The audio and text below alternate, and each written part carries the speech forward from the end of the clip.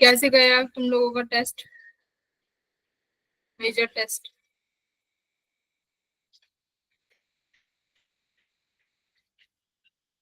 पलक ये किसकी एडवर्टाइजमेंट कर रही हो तुम? Books for IIT JEE preparation online.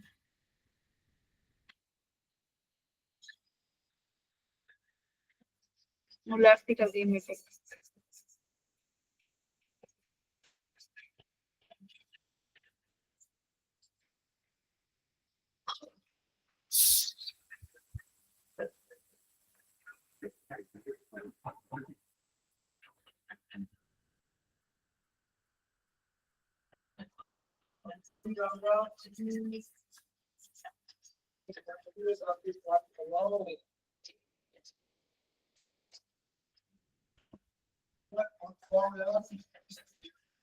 देखो टेस्ट एनालिसिस सब कर लेना, अपने अपने टीचर्स को भेज देना अपने ग्रुप पे।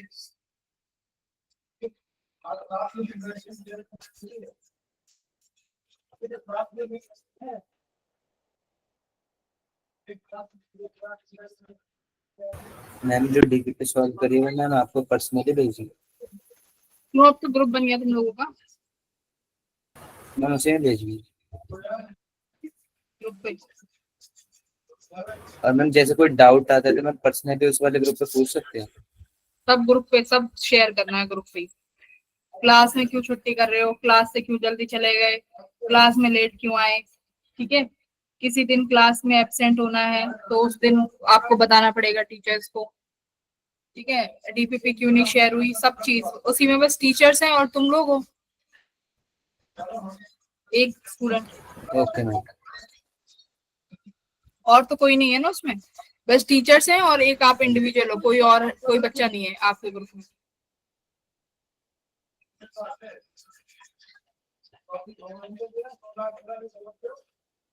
पलक ने ज्वाइन कर लिया। पलक लीव कर गई थी तुम बेटा?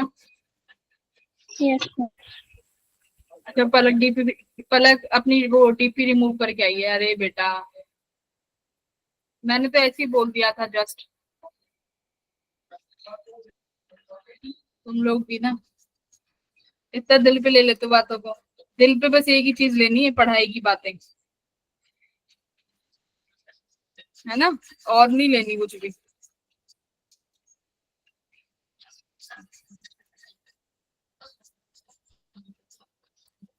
बस हो गया। बताओ टेस्ट कैसा गया, कुछ एक्सपीरियंस बताओ फिजिक्स केमिस्ट्री का, कुछ तो बोलो।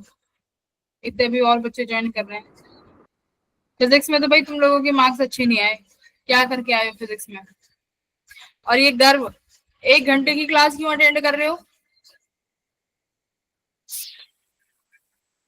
है भाई गर्व, बोलो। मैथ की फिजिक्स की 1 1 घंटे की क्लास अटेंड क्यों हो रही है ये? अब सांप सुन जाएगा।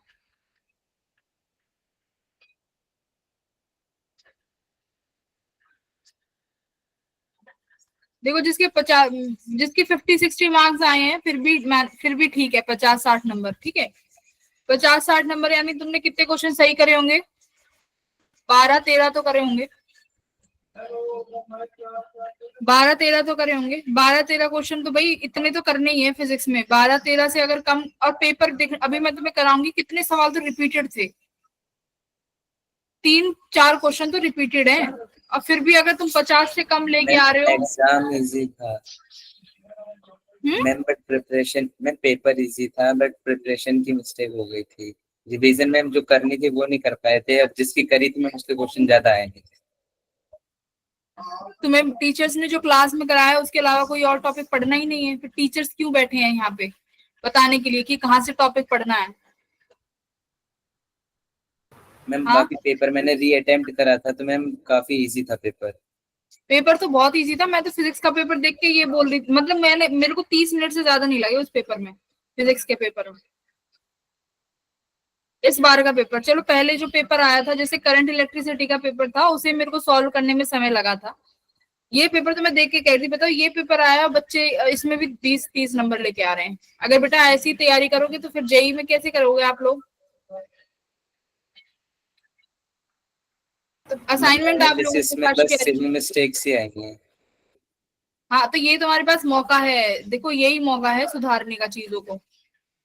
6-7 महीने हैं, अपने आप को सुधारो जितना हो सके। हाँ, पेपर इजी था, वही तो कह रही हूँ फ्रेंड्स में भी।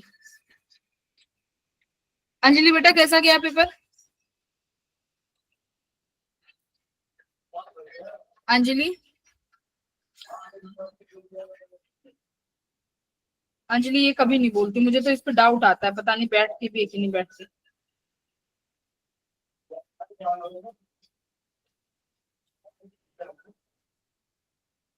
आरुष कैसा गया इस बार पेपर? मैम ठीक था मैम, कुछ क्वेश्चन नहीं आते थे मैम, वो छोड़ दिए। क्या कह रहे हो? मैम कुछ क्वेश्चन नहीं आते थे मैम, वो छोड़ दिए। बाकी मैम जो आपने कहा था, मुझे 12वीं का था वो ठीक था। 12वीं का तो था नहीं, अब की यस बार मैम। 11th के भी पेपर बहुत सही, 11th का भी सही आया था। और बताओ सुनिधि कैसा गया बेटा? मैम जितना एक्सपेक्ट किया था उतना अच्छा भी नहीं हुआ, पर ज्यादा बुरा भी नहीं था। चलो ठीक है, कोई नहीं, अगली बार और मेहनत करेंगे। और किसी को अपना कोई एक्सपीरियंस शेयर नहीं करना? सुमित बताएगा, ये सुमित बोलेगा, सुमित बताओ। मैम मैं क्या बताऊं? क्या बताऊं? जो सब बता रहे हैं वही बताओ आप भी। मैम आप क्या ठीक ही बताओ? गया था पेपर। क्या कह रहे हो? मैम ठीक गया था पेपर। पेपर सही गया था, मैथ्स वगैरह सब बढ़िया गया था? Yes ma'am. Very ma'am good. Maths चीजें नहीं थी, मैथ्स अपने लेवल पे ही आई थी। हाँ देखो, मैथ्स, मैं अभी भी कुछ बच्चे ना ऐसे ही करते थे कि मैथ, जैसे सुमित है, सुमित जैसे मैथ इसको पसंद है तो ये मैथ पे ज्यादा समय इन्वेस्ट करता है। ऐसे मेरे 1-2 बच्चे और देखे हैं, शायद संदीप भी है, शायद ऐसा ही। संदीप, उनको मैथ पसंद है, वो मैथ पे ज्यादा समय इन्वेस्ट करते हैं पेपर में, कि मैथ का पेपर सॉल्व करेंगे। अब एक बात सुनो, केमिस्ट्री का पेपर है, 40 से 50 मिनट में जिसको आता होगा 50 मिनट में तो कर लेगा आई थिंक। जिसको आता होगा, जो 50 मिनट तो इनफ है 15, तुम्हें 17-18 सवाल करने में, मान लिया,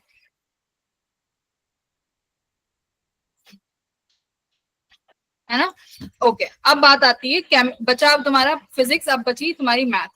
फिजिक्स में बेटा 16-17 सवाल ऐसे आते हैं पेपर में, जिन्हें जो बच्चा नॉर्मली जैसे तुम लोग तैयारी कर रहे हो, अगर सही तरीके से तैयारी करोगे तो 16 से 17 सवाल लगाए जा सकते हैं पेपर में, इस तरीके से आते हैं, ठीक है?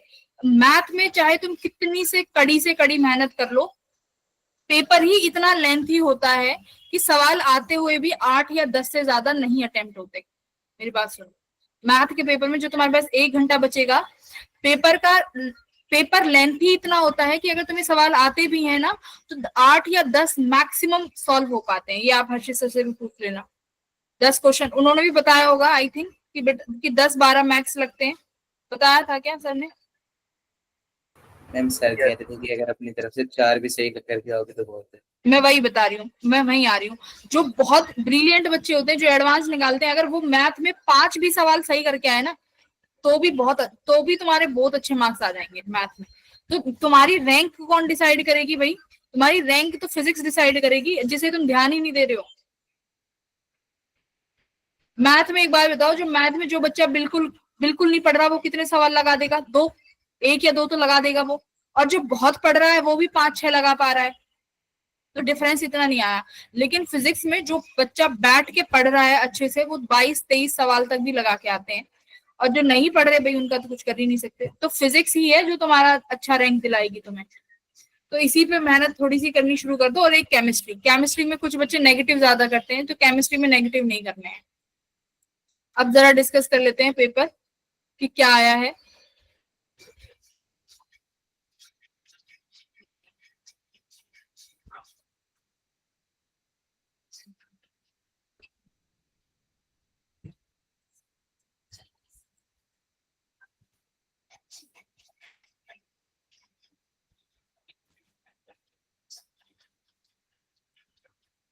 आज से तो यहाँ सावन लग रहा है ना, तो इतनी सुबह से बारिश हो रही है।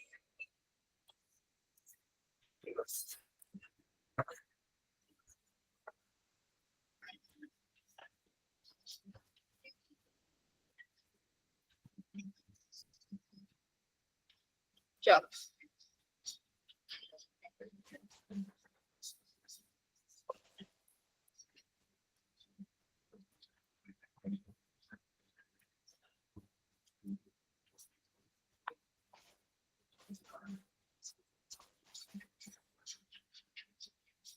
तो देखो पहले स्टार्टिंग के 2 क्वेश्चन थे तुम्हारे यूनिट एंड डायमेंशन से,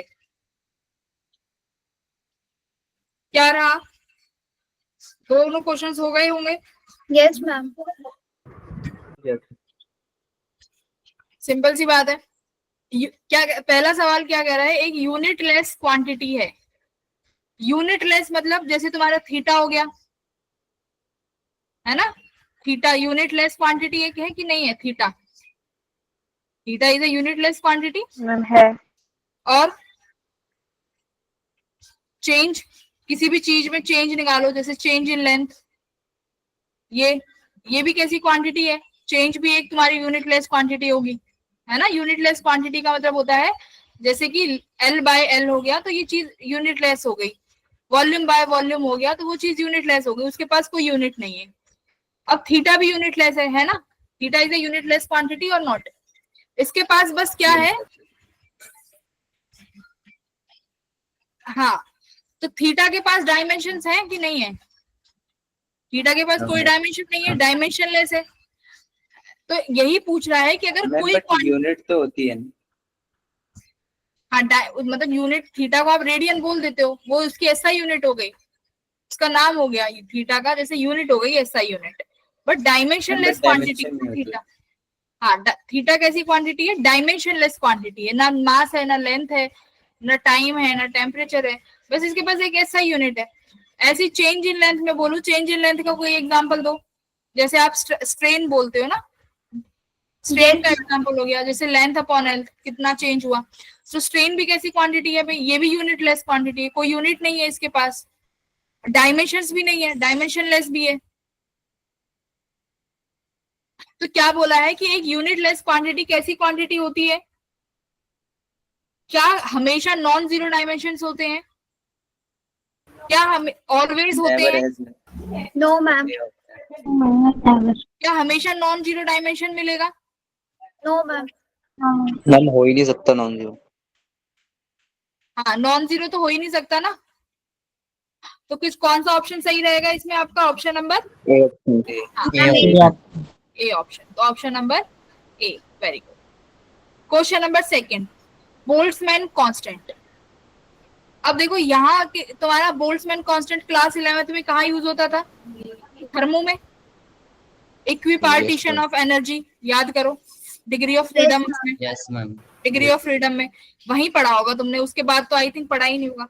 तो वहां पे इक्विपार्टीशन ऑफ एनर्जी में क्या फॉर्मूला आता है? 3/2 kBT आती है एनर्जी डिस्ट्रीब्यूशन मोनो एटॉमिक के लिए, यही आता है ना बोल्ट्जमैन कांस्टेंट, 3/2 kBT।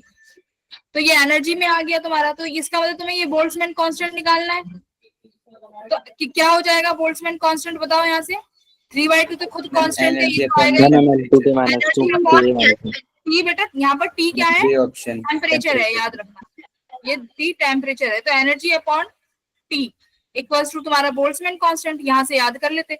अगर तुम्हें 3/2 भी याद नहीं है, 1/2 याद नहीं है, तो कोई फर्क नहीं पड़ता, हमें कांस्टेंट वैल्यूज से तो कोई मतलब ही नहीं। तो एनर्जी की यूनिट होती है joule, joule upon temperature kelvin में आता है, केल्विन इनवर्स होना चाहिए, तो यानी ऑप्शन नंबर सी तो हो ही नहीं सकता। एनर्जी की यूनिट क्या होती है? ml2 t-2, यानी ऑप्शन नंबर, ये एनर्जी क्या होती है? ml2। इसकी तो डायरेक्ट डायमेंशन ही आती है। एनर्जी और फोर्स का तो बोला ही है मैंने, एनर्जी और फोर्स याद रखने हैं। तो ml2 t-2, बस टेम्परेचर हमेशा याद रखना, टेम्परेचर हमेशा केल्विन में लेते हैं, ना कि सेल्सियस। एसआई यूनिट केल्विन है, ठीक है, ओके। तो पहले 3 सवाल ऐसे थे जो सबको अटेम्प्ट करने थे। क्वेश्चन नंबर 3 बोलो। ये भी ऐसा है भाई, पैराबोलिक वर्क में सबको मालूम है। देखो वर्टिकल कंपोनेंट ये तो हमेशा चेंज ही होता है, तो ये तो हो ही नहीं सकता। काइनेटिक एनर्जी देखो हाफ mv² होती है, लेकिन नेट वेलोसिटी है जो टाइम के साथ वो तो चेंज होती रहेगी। यहाँ तो vx vy दोनों का रिजल्टेंट लोगे ना, vx vy दोनों आएगा, तो काइनेटिक एनर्जी भी चेंज होगी फिर तो। अब क्या बचा? स्पीड। अब फिर कौन सा कंपोनेंट है भाई जो कांस्टेंट रहता है? सबको पता है, हॉरिजॉन्टल। Option number D. लो 6 नंबर तो यही हो गए। 4th क्वेश्चन, ये देखो कितनी बार कराया है कि बेटा ऊपर जब भी जाए कब जब भी आपका कोई भी लिफ्ट, हाँ देखो एक फोर्थ फोकस, एक एलिवेटर है भाई, ऊपर जा रही है, ये लो एलिवेटर ऊपर जा रही है, एक कॉइन को फेंका जाता है रेस्ट से from the roof of A high touch of the elevator, the time after which the coin strike the base of the elevator. तो देखो ड्रॉप किया गया है, तो ड्रॉप करने पर हमें पता है टाइम टेकिंग ड्रॉप करने पे हमेशा कितना आता है 2h/a प्रोजेक्टाइल मोशन में। किसी भी पार्टिकल को अगर किसी टावर की h हाइट से ड्रॉप किया जाता है तो बेटा टाइम यही आता है ना 2h/g। 2h/g यहाँ पे g क्या हो जाएगा, g इफेक्टिव। तो जब भी अब आपकी लिफ्ट ऊपर की तरफ जा रही है, तो जब लिफ्ट ऊपर की तरफ जा रही है तो g इफेक्टिव कितना हो जाता है भाई, G+A। अगर यही लिफ्ट नीचे जा रही होती तो g इफेक्टिव कितना हो जाता, G-A। तो यहाँ पर ये करना था आपको फोर्थ क्वेश्चन में। फिफ्थ क्वेश्चन रिपीटेड एनएलएम का, रिपीटेड क्वेश्चन। हमने देखो क्या कह रहा है कि आपके पास एक एग्जॉस्ट स्पीड है, सॉरी एग्जॉस्ट कह रही हूँ, आपके पास एक रॉकेट है भाई जिसका मास 6000 kg है। उस रॉकेट की जो एग्जॉस्ट स्पीड की जो गैस जो एग्जॉस्ट हो रही है उसकी स्पीड दी हुई है 1000 मीटर पर सेकेंड। कह रहे हैं कि कितनी गैस पर सेकेंड निकलनी चाहिए कि रॉकेट ऊपर मूव कर सके। तो तुम्हें पता है भाई आपके पास ये रॉकेट है, इस रॉकेट को ऊपर मूव कराने के लिए गैसेस निकलती हैं यहां से, और ये गैस क्या प्रोवाइड करती है रॉकेट को, थ्रस्ट प्रोवाइड करती है। और ये थ्रस्ट किसके बराबर होना चाहिए कि ये रॉकेट उड़ने लगे। देखो स्टार्टिंग में जब ये रॉकेट अभी रेस्ट में है तो ये थ्रस्ट किसके बराबर होगा भाई, mg के बराबर होगा, सीधा सीधा। लेकिन जैसे ही रॉकेट उड़ना स्टार्ट कर देगा, मान लो रॉकेट ने उड़ना स्टार्ट कर दिया, रॉकेट के पास एक्सीलरेशन आ गई, एक्सीलरेशन के बाद फिर तुम जी का क्या यूज करोगे, जी इफेक्टिव, करेक्ट। इनिशियली तो थ्रस्ट जो है वो mg के बराबर है जब ये अभी तुम्हारा रॉकेट उड़ा नहीं, लेकिन जैसे ही रॉकेट उड़ना स्टार्ट कर देगा एक्सीलरेशन ऊपर की तरफ, जी इफेक्टिव किसके बराबर हो जाएगी, G+A। तो यहाँ पर थ्रस्ट इसके बराबर हो जाएगी जब रॉकेट ऊपर उड़ेगा। रॉकेट जब नीचे गिरेगा मतलब एक्सीलरेशन नीचे की तरफ है तो थ्रस्ट mg-a हो जाएगी। तो अपना कॉन्सेप्ट इसी पे आया है, mg+a पे।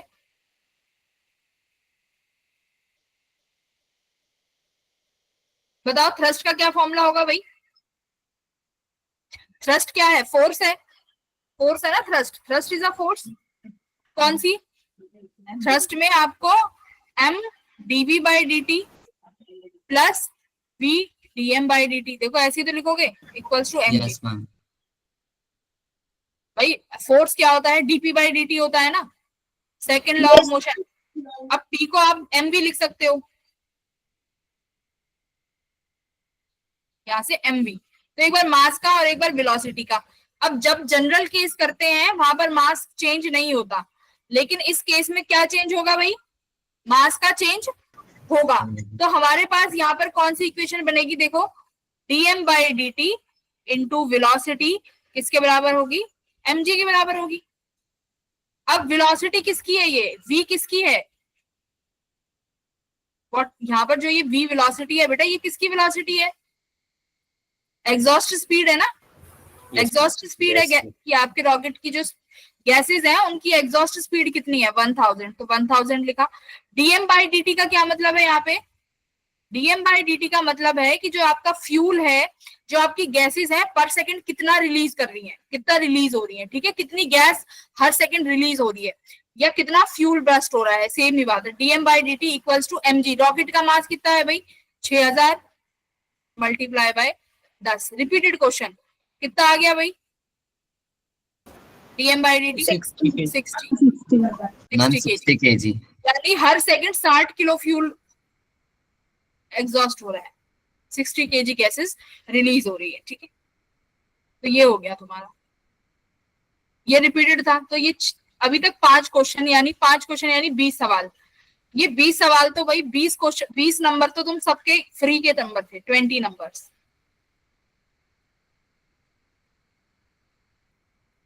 अगर ये भी गड़बड़ करके आए हो ना बेटा, फिर ये मत कहना कि मैम समझ में नहीं आ रही फिजिक्स, क्योंकि अभी तक तो फिजिक्स आई ही नहीं है, ठीक है।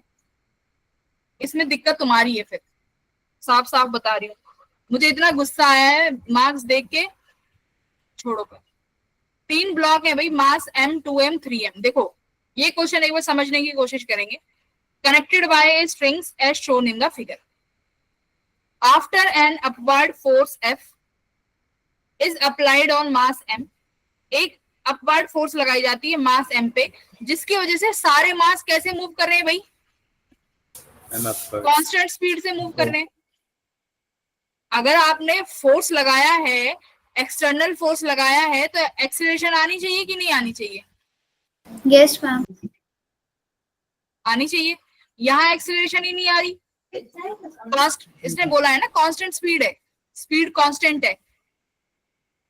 What is the net force on the block of mass 2m, ये कह रहा है कि आप 2m वाले ब्लॉक पे नेट फोर्स बताओ। बेटा एक बात बताओ, अगर कांस्टेंट स्पीड है, एक्सीलरेशन है ही नहीं, तो ये जो F फोर्स है ये किसी ना किसी फोर्स के बराबर होगा। एक्सीलरेशन का मतलब क्या होता है? Net force, right, upon total mass, correct. अगर आपके पास एक्सीलरेशन 0 है, इसका मतलब नेट फोर्स 0 होगा कि नहीं होगा? एग्री कर रहे हो कि नहीं कर रहे? Yes yes ma'am. इसका मतलब जो ये F फोर्स लगा है, ये कौन से फोर्स के बराबर होगा भाई? इनके वेट के बराबर। 6 mg 6 3 mg + 2 + m, कितना है ये? 6 mg। यानी ये एक्सटर्नल फोर्स 6 mg के बराबर हो गया ना, सीधा सीधा। यस। इसीलिए हमारे पास नेट फोर्स है ही नहीं। तो बेटा नेट फोर्स किसी भी ब्लॉक पे निकाल लो आप, हर ब्लॉक का नेट फोर्स 0 नहीं आएगा क्या? फिर कॉन्सेप्ट समझ रहे हो? देखो मैं इंडिविजुअल ब्लॉक का भी निकाल के दिखा दूंगी, बट आप एक बात बताओ, अगर पूरे सिस्टम को मैंने मान लिया, ये पूरा सिस्टम है, देखो ये फोर्स F वाला ऊपर ले लो आप, ये सब मैंने, ये सारे ब्लॉक जो भी हैं m 2m 3m, ये सब एक सिस्टम मान लिया। इस सिस्टम में एक फोर्स ऊपर लग रहा है एक्सटर्नल F, एक फोर्स नीचे लग रहा है तुम्हारा वेट। अगर ये सिस्टम भाई कांस्टेंट वेलोसिटी से मूव कर रहा है, इसका मतलब क्या है? दोनों एक्सटर्नल फोर्स बराबर है ना। अब दोनों एक्सटर्नल फोर्स बराबर है, तो इंडिविजुअल ट्रीट करोगे तो भी नेट फोर्स हर ब्लॉक पे कितना आने वाला है? 0। 0 आने वाला है। तो बिना FBD बनाए तुम्हें ऑप्शन नंबर डी टिक कर देना था। चाहे ब्लॉक 2m हो, चाहे ब्लॉक 3m हो, चाहे ब्लॉक m हो, हर ब्लॉक पे नेट फोर्स 0 ही है। एग्री कर रहे हो कि नहीं कर रहे? मैम ये भी तो बोल सकते थे एक्सेलरेशन 0 है इसलिए। हाँ तो एक्सीलरेशन 0 है ना यहाँ पे, तभी तो बोला अगर एक्सीलरेशन 0 है that mean net force body पे 0 है। बोलो किसको समझ नहीं आया, एक बार दोबारा बोलो। आ गया सबको? ये PYQ का क्वेश्चन है भाई, सारा सवाल, सारा जवाब यहाँ छुपा हुआ था।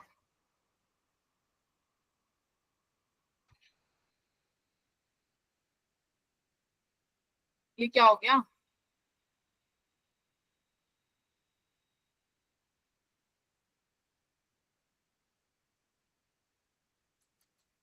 पूरे पे ही हो गया क्या?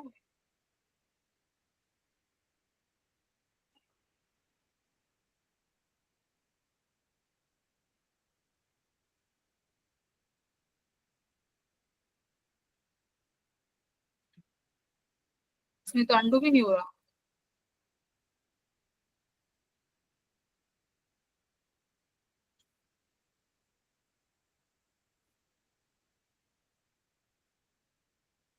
चलो कोई नहीं।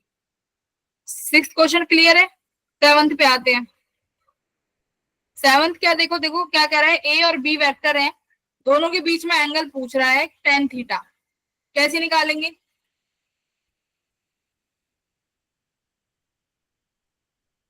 सोचो। मैम डॉट प्रोडक्ट से। हाँ डॉट प्रोडक्ट क्या होता है? A डॉट B किसके बराबर आता है भाई? AB cos theta. Yes ma'am. तो cos थीटा निकाल लोगे, cos थीटा क्या दे देगा? Base base upon hypotenuse. Hypotenuse. Base और हाइपोटेन्यूज आ गई तो PGT से परपेंडिकुलर निकाल लोगे। और tan थीटा क्या होता है? Perpendicular upon perpendicular upon base. Perpendicular upon. बताओ क्या दिक्कत रही इसमें?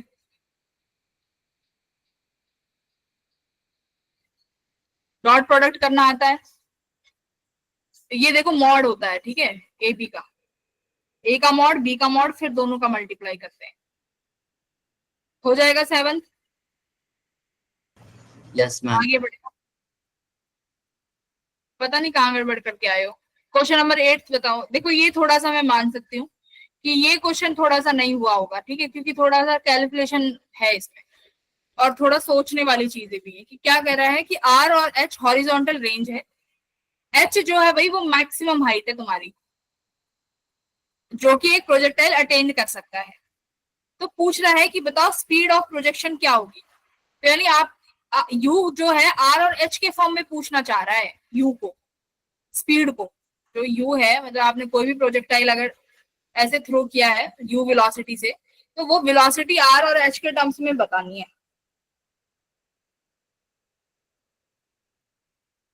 तो देखो रेड आपको पता है आर किसके बराबर होती है भाई, u square sine 2 theta upon g, और इसको क्या लिख सकते हो, u square 2 sine theta upon cos theta upon g. Height, height क्या होती है, एच क्या लिख सकते हैं हम, मैम यू ये square, square sine theta by 2 g नहीं साइन 2 थीटा नहीं, sine sine square square theta, sine square theta upon में 2 जी। हाँ साइन स्क्वायर यू एच, ये आ गई एच। तो अब देखो क्या करें भाई, क्या कर सकते हैं, मैम दोनों जगह से यू, हमें यू निकालना है, वेलोसिटी, तो कहीं ना कहीं हमें कुछ ना कुछ चीज को वेलोसिटी के टर्म्स में रखना पड़ेगा, ये साइन थीटा रिमूव करना पड़ेगा, क्योंकि सारी कोई भी ऑप्शन देखो कहीं पे भी साइन थीटा कॉस थीटा नहीं है, कहीं पे भी ना साइन थीटा है ना कॉस थीटा है, तो ना हमें ये पता कि थीटा कितना है। तो क्या करेंगे, देखो यहां से साइन स्क्वायर थीटा एलिमिनेट कर लो, साइन स्क्वायर थीटा आ जाएगा तुम्हारा कितना भाई, 2gh अपॉन यू स्क्वायर, यही आ गया साइन थीटा, 2gh ऊपर ये यू स्क्वायर नीचे, ये साइन थीटा हो गया।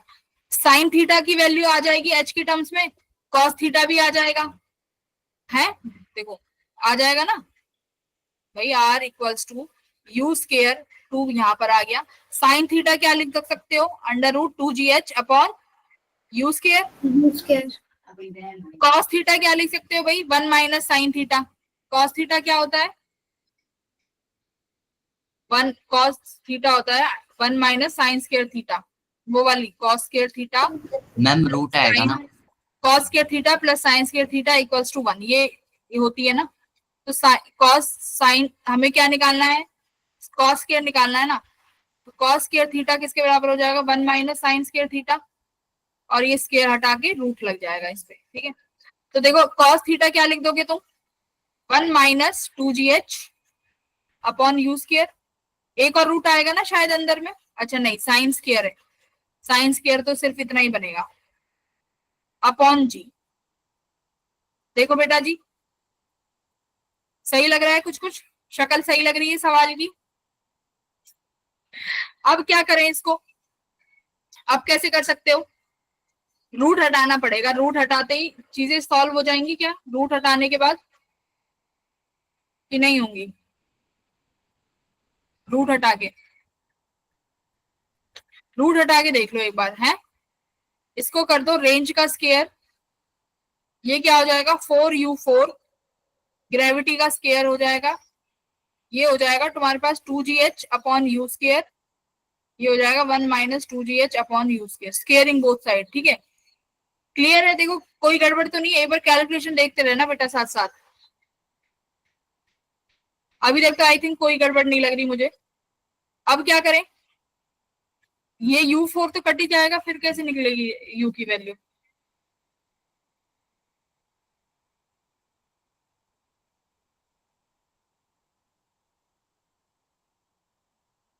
मैम 1 में भी तो आएगा, अगर आप एलसीएम लोगे तो यू स्क्वायर ऊपर भी आएगा, यू स्क्वायर माइनस 2gh हाँ हाँ उससे आएगा। हाँ देखो ये हाँ यहाँ पर यूज किया जाएगा, तो ये तो सारा अपना कैंसिल ही हो गया, और ये बचा R square equals to 4 upon ji square 2gh u square minus 2gh।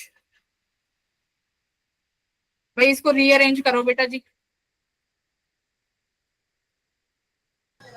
Ma'am B option आ जाएगा। कैसे आ जाएगा? रेंज इक्वल्स टू यू, देखो 4 अपॉन जी square 2gh u square minus 2gh, थोड़ा सा रीअरेंज करना पड़ेगा। ये हो जाएगा g square r square upon 4,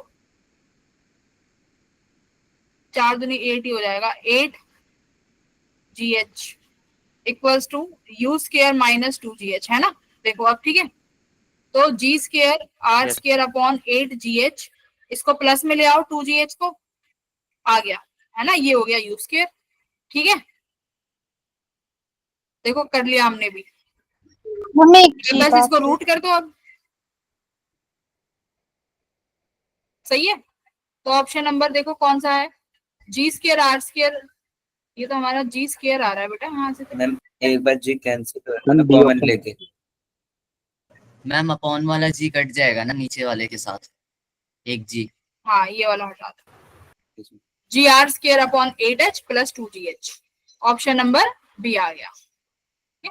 तो थोड़ा बहुत बस कैलकुलेशन था भाई इसमें, हो सकता है कि थोड़ा सा अगर पेशेंस की अगर कमी हो, समय की कमी हो, तो बहुत लेंथी सी लगेगी, पता नहीं क्या आ गई और बीच में ही छोड़ दी होगी याद होने, तो है ना? मैम कुछ हुआ था? सेकंड राउंड में करी थी तो टाइम नहीं बचा। हाँ, तो थोड़ा सा बस सोच समझ के करना था कि किधर क्या लेके जाना है, आई थिंक होगी। तो थोड़ा सा ये क्वेश्चन डिफिकल्ट नहीं बोलेंगे, कॉन्सेप्ट वाइज तो डिफिकल्ट नहीं था, कैलकुलेशन वाइज डिफिकल्ट था। क्वेश्चन नंबर 9 देखो कितना आसान, मतलब इससे आसान सवाल तो हो ही नहीं सकता प्रोजेक्टाइल पे, आई थिंक प्रोजेक्टाइल पे इससे इजी सवाल तो मुझे नहीं लगता कि मिलेगा। क्या कह रहा है कि एक पार्टिकल को फेंका गया है भाई यू वेलोसिटी से, एंगल भी दे दिया इन्होंने। अब कह रहा है कि अगर पार्टिकल जो है इस पॉइंट पे एक बार तो 1 सेकंड में आता है और दोबारा 3 सेकंड में आता है, तो यू बता दो। अब एक बात बताओ भाई, 1 सेकंड के बाद पार्टिकल मैक्सिमम हाइट को कवर करने गया होगा और मैक्सिमम हाइट के बाद फिर दोबारा यहाँ आया होगा पॉइंट ए पे ही, है ना? तो 1 सेकंड इसको यहाँ मैक्सिमम हाइट से यहाँ आने में लगा होगा, जिसे तीसरा सेकंड बोला है, और यहाँ से यहाँ आने में इसको फिर से 1 सेकंड लगा होगा। तो यानी मैक्सिमम हाइट तक जाने में इसको टोटल समय कितना लगा? देखो 0 से ए तक मुझे नहीं पता 0 से ए तक कितना टाइम लगा, बट मुझे ये पता है कि ए से मैक्सिमम हाइट तक 1 सेकंड लगा है। तो टोटल टाइम, अब वो रिटर्न भी कर रहा है फिर उसके बाद, तो टोटल टाइम कितना हो जाएगा इसका? टाइम ऑफ फ्लाइट कितना हो जाएगा भाई? Total time of flight total 4 second. 4 second. साफ साफ दिख रहा है, total time of flight 4 second है। 4 U sin सेकंड है। थीटा निकाल लो, 2u sin थीटा बाई जी, सीधा सीधा ये लगाना है भाई। Yes ma'am. थीटा गिवन है, u कितना आ जाएगा यहाँ से देख लो सॉल्व करके। मैम 40 मीटर पर सेकंड। 40 आ रहा है, yes ma'am. Yes ma'am. Option 40 है क्वेश्चन नंबर 9। भाई 9th का हाँ सी है, ठीक है 40 मीटर पर सेकेंड। तो ये क्वेश्चन भी सबको करना चाहिए था, बस टाइम ऑफ फ्लाइट लगाना था, सिमेट्री का क्वेश्चन था, सिमेट्री बन रही थी। तो यहाँ से देख लो ये 40 हो गया और 2u sin थीटा 30 डिग्री 1/2 होता है, 2 से 2 कट गया, तो u की वैल्यू सीधी आ गई 40 मीटर पर सेकेंड। ये लो हो गया पेपर सॉल्व तुम्हारा, आधे से ज्यादा। तो क्वेश्चन नंबर 10 रिपीटेड है, आंसर भी याद रह गया होगा कुछ होगा तो। Yes ma'am. 100 न्यूटन है, 100 न्यूटन। Yes ma'am. ये देखो रट मैम ये तो मैंने ऐसे ही लगा दिया था बिना सॉल्व करे। किस कौन कौन है ये जो आंसर, जिन्हें आंसर ही याद थे इसके? चलो अच्छी बात है। काश मैम लास्ट तक याद हो जाए। मैम टेस्ट डिस्कशन का फायदा। वही तो, आज का टेस्ट डिस्कशन में तो क्या ही, मेरे को भी मजा नहीं आ रहा आज तो डिस्कस करके। क्वेश्चन नंबर 10 कोई नहीं, लास्ट वाले क्वेश्चंस हैं कुछ इंटीजर वाले, वो अच्छे हैं। हाँ बोलो। नहीं मैम पहले जो टेस्ट डिस्कस करें उसका फायदा है। हाँ उसका अब तुम खुद सोचो, अब जब तक तुम्हारा वो होगा जेई, जब तक तुम कितने क्वेश्चंस कर लोगे भाई, बहुत क्वेश्चन हो जाएंगे, तो वहां पर भी फायदा दिखेगा। In the arrangement as shown tension T2 is, निकाल लोगे भाई? कराऊं कि ना कराऊं? ना कराऊं ना? मैम हो जाएगा। हाँ ये भी 30 डिग्री, देखो बेटा ये भी 60 डिग्री, तो ये तुम्हारी टेंशन हमेशा अवे लगेगी, यहाँ से यहाँ अवे। ये T2 cos 30 बनेगा, ये तुम्हारा T1 साइन सॉरी cos 60 बनेगा, और वर्टिकली ऊपर दोनों ऐड हो जाएंगे साइन कॉम्पोनेंट। तो अगर यहाँ पर टेंशन T लोगे, ये टेंशन T लोगे, तो ये टेंशन 2T हो जाएगी। तो बस 2T को किसके बराबर कर दोगे आप, T1 का साइन 60 और T2 का cos 60, ये ले, है ना। और T1 T2 में रिलेशन यहां से निकाल लोगे इक्विलिब्रियम में, बस इतना करना है। इक्विलिब्रियम कंडीशन का क्वेश्चन था ये, 1 इक्वेशन और ये सेकंड। तो यहां से निकाल लोगे तो टेंशन विल बी और 100 न्यूटन। ये ऑलरेडी करा चुके हैं तो इस पर नहीं समय वेस्ट करेंगे। 11th कर लेते हैं डिस्कस। 11th अच्छा है क्वेश्चन। 11th बताओ भाई, ये नहीं हुआ होगा, है ना। Yes ma'am. No ma'am. हाँ मैम इसका सी ऑप्शन था क्या? ना, सी नहीं था इसका। 11th इसमें क्या अप्रोच लगाया था जिसने भी सॉल्व किया था? देखो सवाल क्या कह रहा है, सवाल समझेंगे। कह रहा है कि आपके पास दो कार है, ऑप्शन सॉल्व करे थे, टाइम सेकंड निकाला था, तो ये तो सब सेकंड्स में ही है, ऑप्शन से कैसे निकाल लिया? नहीं मैम मैम, ऑप्शन हो गया। सॉल्व करने से हो जाता ना मैम। वो 30 मीटर चल रहा है 1 सेकंड में, तो 70 मीटर कितने सेकंड में चल रहा है? अच्छा अच्छा अच्छा, तो तुम्हारा थर्ड ऑप्शन आया था ना। मैम मतलब ये पूरा सॉल्व हुआ भी नहीं था। हाँ थर्ड गलत आया था। चलो एक बार चेक कर लेते हैं। देखो 2 कार्स हैं, सेम डायरेक्शन सेम लाइन में चल रही है, बी कार चेज कर रही है ए को। अभी दोनों 100 मीटर की दूरी पे हैं। देखो दिया हुआ है इनिशियली सेपरेशन 100 मीटर है भाई, और relative speed 30 metre per second है, ठीक है, ए और बी। तो सिंपल सी बात बताओ, अगर ये कैच कर लेगी तो सिंपल सी बात है बी की वेलोसिटी ज्यादा होगी ए से, तो तभी कैच कर पाएगी, अदरवाइज तो कैच ही नहीं कर पाएगी, राइट। यस हाँ मैम। अब ये कह रहा है कि वो समय बताओ जब दोनों के बीच में 30 मीटर की दूरी रह जाए, दोनों के बीच में 30 मीटर की दूरी रह जाए, यानी 70 मीटर ऑलरेडी कवर कर लेगी तुम्हारी बी वाली कार। तो हमें अब निकालने हैं क्वेश्चंस। इन्होंने पहले दे दिया है कि बी ग्रेटर है, वैसे ये हमें ये कॉमन अंडरस्टैंडिंग है कि अगर वो कैच कर रही है तो सिंपल सी बात है बी की वेलोसिटी ज्यादा होगी। मैम तो इसमें देखो डाउट था हाँ मैम, उन्होंने कहा नहीं है कि रिमेन 30 मीटर होनी चाहिए, तो मैम ऐसा भी तो हो सकता है कि बी कार ए से ज्यादा आगे चली गई है 30 मीटर। नहीं नहीं, इन्होंने बोला है initially the separation is 100 metre and the relative speed is 30 metre per second. Find the time at which the distance them will be 30 metres. अच्छा तुम ये बोल रहे हो कि वो 30 मीटर आगे चली गई हो? यस मैम, क्योंकि इन्होंने ये नहीं कहा ना कि मैम 30 मीटर रिमेनिंग।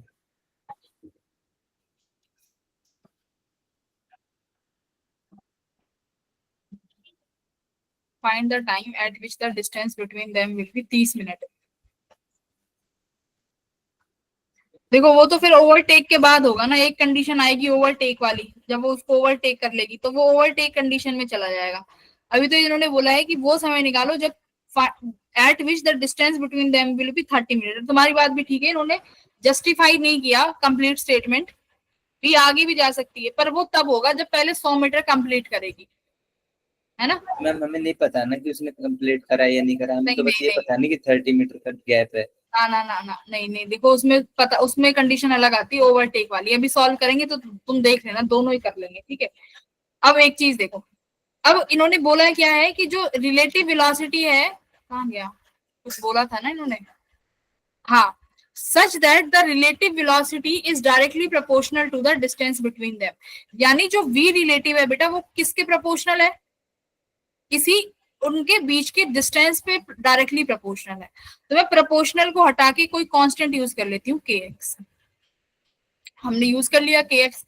अब रिलेटिव वेलोसिटी तो निकालनी पड़ेगी जो ऑलरेडी 30 मीटर सेकंड दे रखी है। तो रिलेटिव वेलोसिटी हमें इस इंस्टेंट पे 30 मीटर सेकंड पे जब दूरी 100 मीटर थी तो रिलेटिव वेलोसिटी कितनी थी भाई? देखो अब b बड़ी है तो रिलेटिव वेलोसिटी किसकी वजह से निकालोगे? अगर मैं निकालना चाहूँ relative velocity of A with respect to B, तो v A minus v B करोगे, तो वेलोसिटी ऑफ ए तो स्मॉल है, वी बी ज्यादा है ना भाई, वी बी ज्यादा है तो ये माइनस वी ए भी हो जाएगा ना। Yes, ma'am. तो एक सेकेंड, माइनस वी ए भी हो जाएगा। और ये किसके बराबर दे रखा है तुम्हें? 30 मीटर पर सेकंड के बराबर दे रखा है। किस पॉइंट पे? जब डिस्टेंस उनके बीच में 100 मीटर है। ठीक है, 100 मीटर है। तो मैं यहां पर लिख सकती हूँ कि रिलेटिव वेलोसिटी, आप बी ए भी लिख सकते हो, आंसर में कोई गड़बड़ नहीं आएगा। Velocity of A B is equals to K, हमें मालूम नहीं, एक्स कितना है भाई? 100 मीटर। 100 मीटर यहां पर देखो,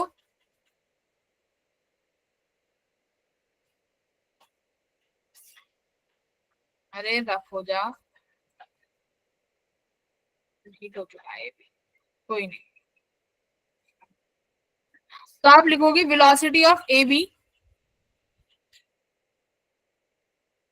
कितनी आई थी भाई? 30 इक्वल्स टू के इंटू 100। के की वैल्यू कितनी आ गई भाई यहाँ से? 3/10। 10. के की वैल्यू आ गई 3/10। तो इसी जो इन्होंने रिलेशन दिया है, relative velocity of A B equals to K X, यहाँ पर के की वैल्यू जो अभी आपने निकाली है, कितनी निकाली है भाई? -3/10। एक्स की value as it is, V A B as it is. तो मैं ये कुछ कांस्टेंट सा मिल गया। बस यही तो चाहिए था, वेलोसिटी और एक्स के बीच में रिलेशन आ गया। अब वेलोसिटी को क्या लिख सकते हो? वेलोसिटी को क्या लिख सकते हैं?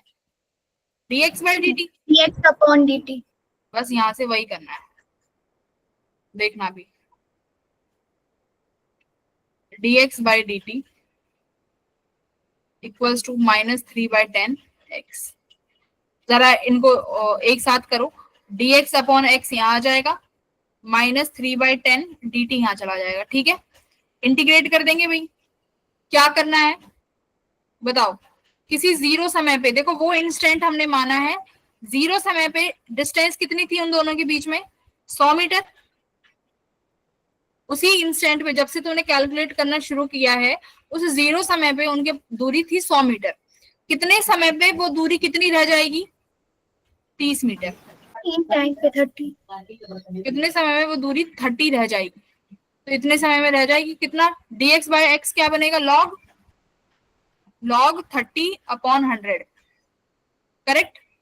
log x मैंने लिमिट भी रख दी 30/100 -3/10 टाइम, यही बनेगा।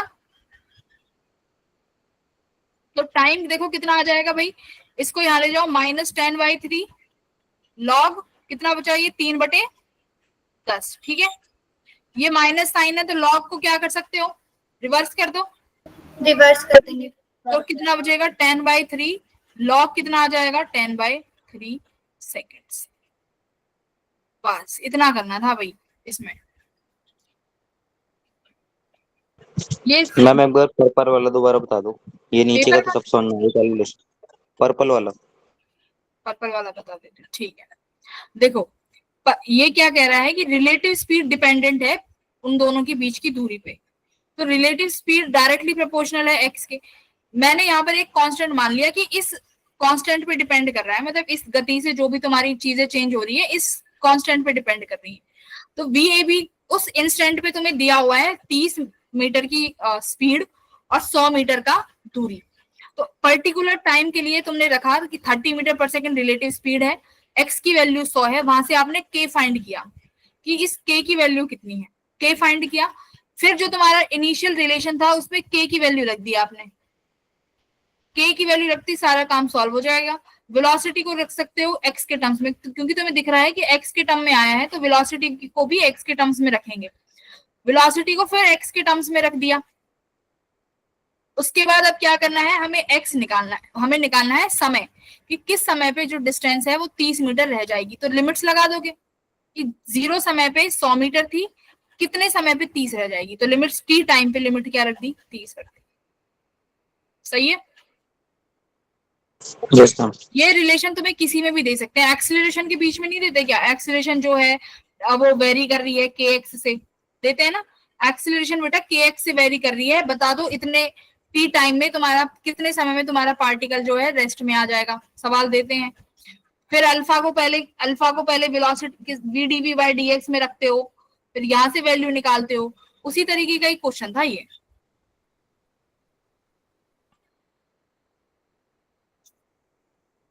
तो मैम ये रिलेटिव का क्वेश्चन था। इसमें रिलेटिव का कोई कॉन्सेप्ट यूज नहीं हुआ। अगर मैं बात करूं, यहाँ पर कॉन्सेप्ट रिलेटिव का नहीं लगा, यहाँ पर कॉन्सेप्ट लगे हैं हम जब चीजों को एक दूसरे से कन्वर्ट करते हैं, है ना। जैसे एक्सीलरेशन को क्या लिख सकते हो आप, तो ये उस तरीके के क्वेश्चंस में आएगा। रिलेटिव का कोई कॉन्सेप्ट नहीं है इसमें। फिर देखो क्वेश्चन नंबर 12, सबका हो गया होगा। Yes ma'am. कौन सा लगा के आए हो? Ma'am A option. Ma'am option क्योंकि यहाँ पे ध्यान दो, यूनिफॉर्मली शेल है। अगर स्फेयर होता तब तो ऑप्शन नंबर कौन सा होता बेटा?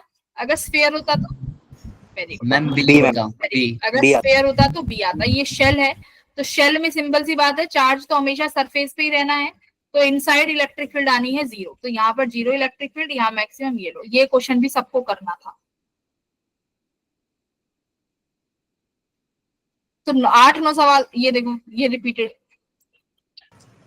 मैम ये भी आंसर रटा रटा हुआ होगा, ये हर बार आया है। ये पता है मे बी थर्ड ये टाइम कुछ क्वेश्चन, 3 बार आ गया। कुछ क्वेश्चंस इसलिए दिए जाते हैं क्योंकि वो बहुत क्वालिटी क्वेश्चंस होते हैं। ये बहुत प्यारा सवाल है, पोटेंशियल एनर्जी का और वर्क डन का सबसे बहुत अच्छा क्वेश्चन है ये।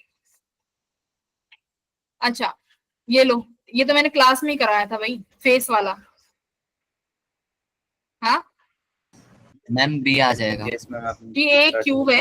सुन, अभी मैं इसमें एक क्वेश्चन और पूछ लूंगी तुमसे कि ये एक क्यूब है, इसके यहाँ पर एक चार्ज रखा हुआ है, तो सिंपल सी बात है, चार्ज को क्लोज करने के लिए एक क्यूब साइड में और लगाओगे आप लोग। Yes ma'am.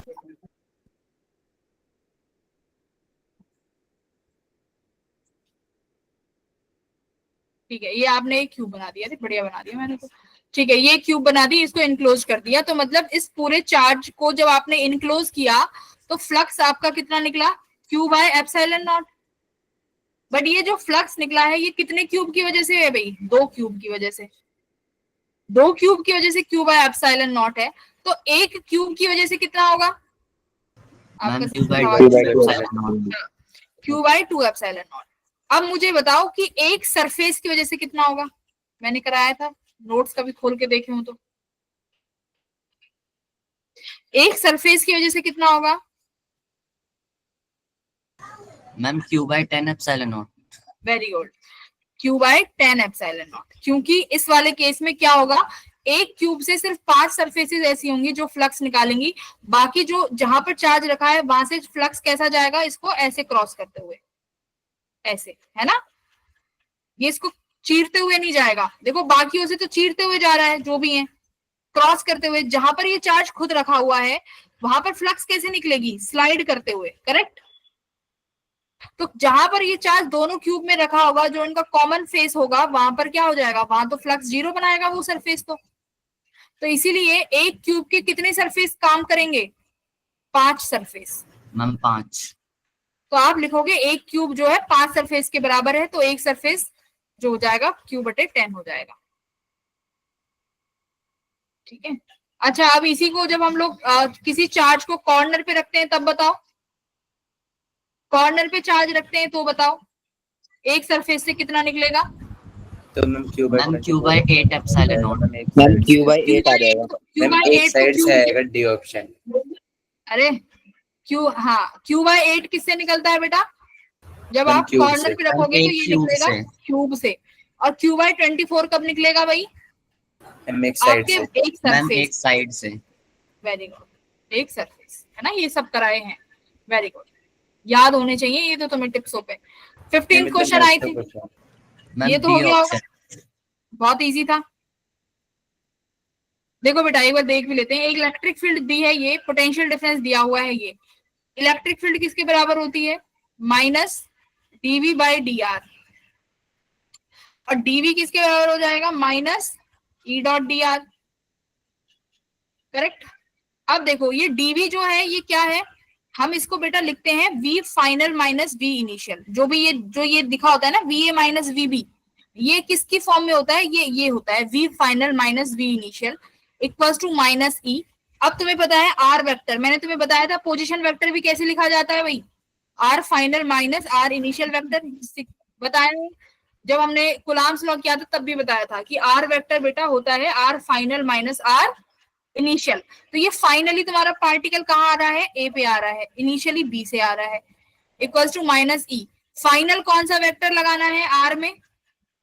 फाइनल आप ए पे आए हो तो यहाँ पर आर ए में से क्या माइनस करोगे? आर बी माइनस करोगे, करेक्ट? आर ए में से आर बी माइनस करोगे कि नहीं करोगे? Yes ma'am. करो फिर, ए में से बी घटाओ, कितना आता है? इलेक्ट्रिक फील्ड लिखो माइनस 2i प्लस 3j। अब घटाओ भाई, ए में से ये i माइनस 2i कितना बचेगा? Minus i। Yes ma'am. और ये कितना बचेगा? प्लस j आई प्लस जे j और माइनस 3k। 3k तो लिखो ही मत, वो कैंसिल ही हो जाएगा। ठीक है, अब कितना बचा? ये माइनस बाहर, ये तुम्हारा -2 प्लस 3, तो आंसर आया +1 और ये फिर माइनस कर देगा इसको -1। मैम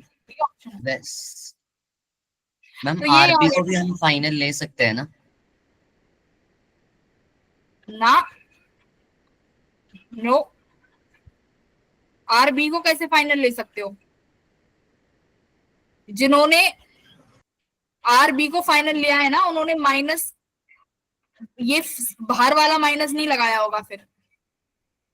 मैम वो दोनों तुम लगाया था मैम, तब भी सही आंसर आया था। अरे कैसे आ जाएगा सब भी सही?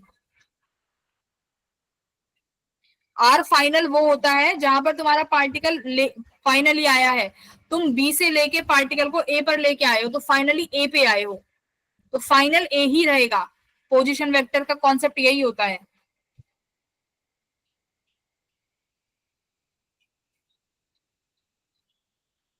हाँ या ना? Yes ma'am. फाइनल बी नहीं हो सकता भाई, फिर तो तुमने कॉन्सेप्ट ही नहीं पढ़ा पोजीशन वेक्टर का।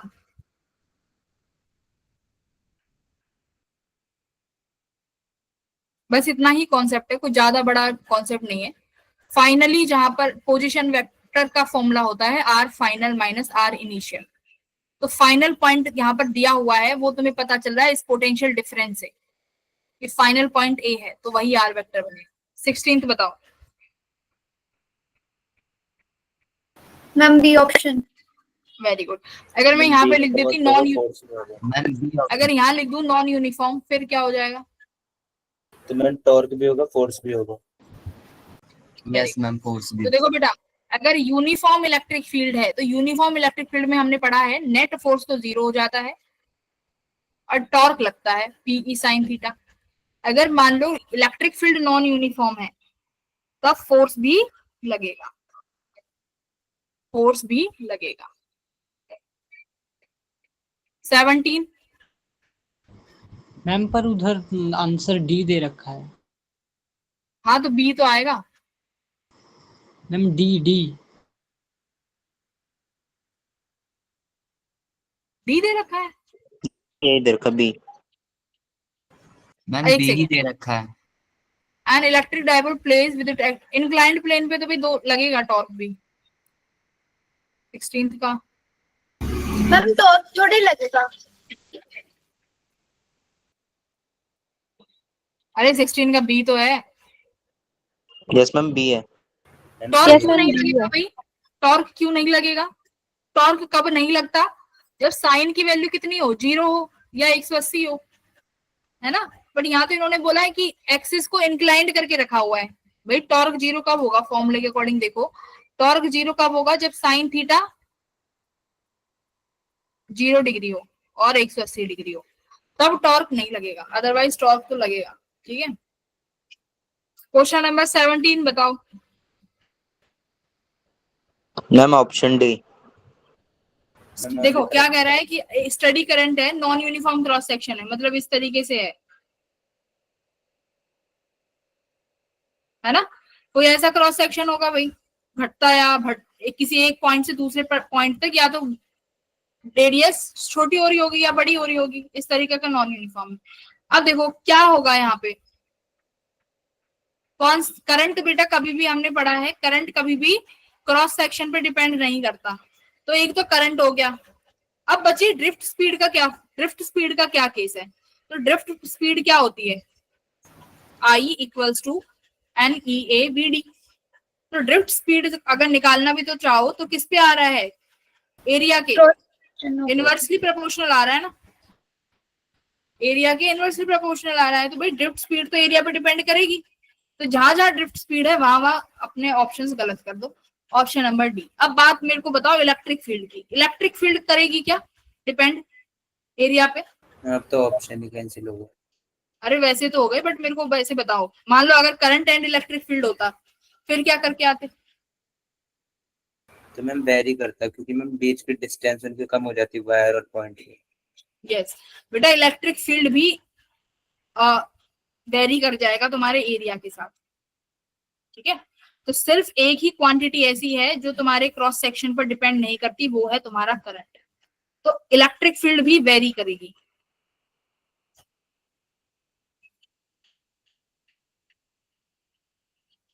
लो 18th क्वेश्चन भाई कर दिया होगा आई थिंक, हाँ Yes, ma'am. आर इक्विवेलेंट निकाल लिया होगा। और आर इक्विवेलेंट बेटा इस केस में हमेशा कहाँ से निकालते हैं, बाकी के बच्चों जिनका गलत हो गया है एंड वो पॉइंट से। मैम पीछे से। हमेशा लास्ट से स्टार्ट करते हैं ना, लास्ट से स्टार्ट करेंगे। तो 4 2 2 4 5 6 7 8 8 और 8 8 और 8 Four. 4 हो गया। 4 फिर 8 बनेगा, 8 8 8 फिर 4 हो गया। फिर 4 हो जाएगा। फिर क्या बनेगा भाई, 4 5 6 मैम 7 nine 8, 9 बन जाएगा।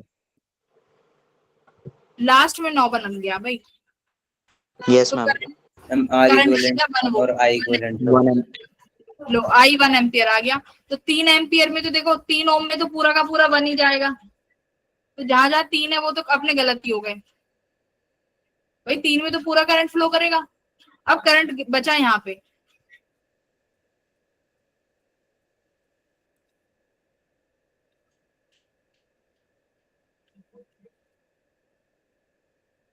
करंट बटेगा यहाँ तो भाई कुछ 2 ओम में कितना करंट जाएगा, 4 ओम। मैम 4 किस किस तरफ डिस्ट्रीब्यूट होगा करंट?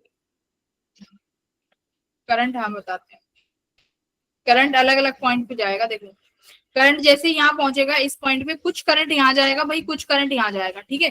जो ये वाला करंट होगा वो डायरेक्ट 2 ओम से निकल जाएगा। फिर मान लो ये अपना I1 है, ये I1 आगे बढ़ा, ये I1 यहाँ पहुंचा, I1 का कुछ पार्ट यहाँ जाएगा, I1 डबल डैश, कुछ पार्ट यहाँ जाएगा, जो पार्ट यहाँ से जाएगा वो यहाँ निकल जाएगा, ठीक है। अब देखो, अब यहाँ से अभी जो ये वाला I1 डबल डैश है ना, ये इन तीनों में जाएगा भाई, ऐसे जाएगा। अब बताओ, करो डिवाइड।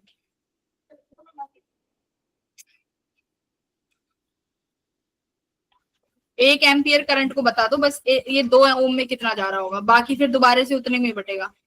मैम 2 ओम में 0.5 एम्पियर जाएगा। देखो करंट डिस्ट्रीब्यूशन का फॉर्म तो आता ही है, दोनों पैरेलल में है, मुझे 2 वाला निकालना है। ऊपर 8 लिख लो, अपॉन 10 लगा दो और यहाँ लगा दो 1, तो 8/10 कितना हो जाएगा, 0.8। तो यानी इस वाले 2 ओम में 0.8 एम्पियर करंट जा रहा है, ठीक है। फिर यहाँ पर 0.8 पहुंचा भाई सेकंड टर्मिनल पे। अब ये 0.8 बटेगा, अब ये 0.8 कितना जाएगा इस 2 ओम में भाई, इसका निकाल लो टोटल करंट। तो यहाँ आया फिर से तुम्हारा 8/10 मल्टीप्लाई बाय टोटल करंट, यहाँ 0.8 है। ये तो कुछ ज्यादा ही बेकार आ गया। लिमिट 10 क्या है? हाँ 10 टोटल रेजिस्टेंस।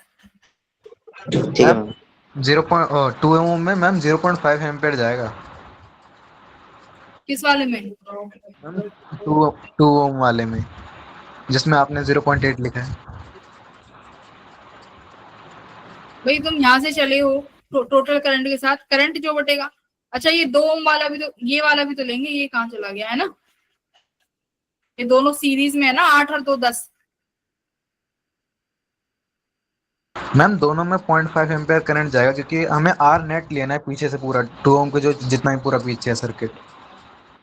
एक सेकंड रुक जाओ, थोड़ा सा सर्किट को रिड्यूस कर लेते हैं। हमने यहाँ पर क्या बनाया था, 9 वोल्ट बनाया था। ये तुम्हारा 3 आया था यहाँ पे 3 ओम, और यहाँ कितना बचा था फिर उसके बाद रिड्यूस करते लेते आए थे ना हम लोग।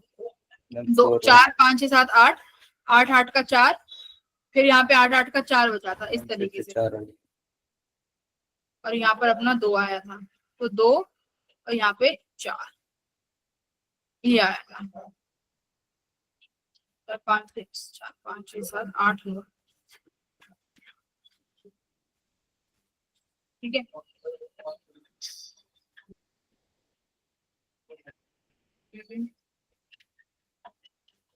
और फिर यहाँ पर अपना कितना, अगर मैं यहाँ पे मान लूं ये 8 है अपना, और ये भी यहाँ पर 8 होगा इस तरीके से।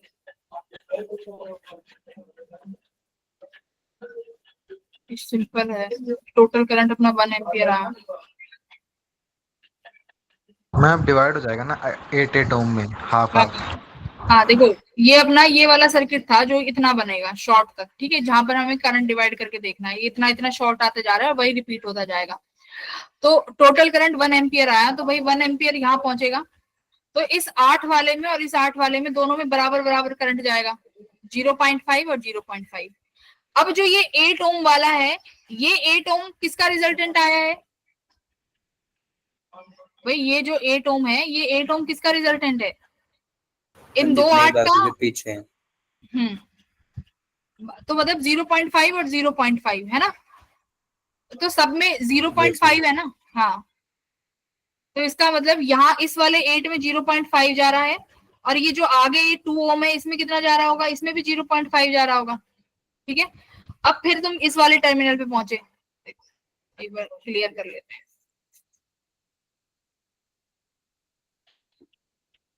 रुको रुको, समझा रही हूँ, रुक जाओ।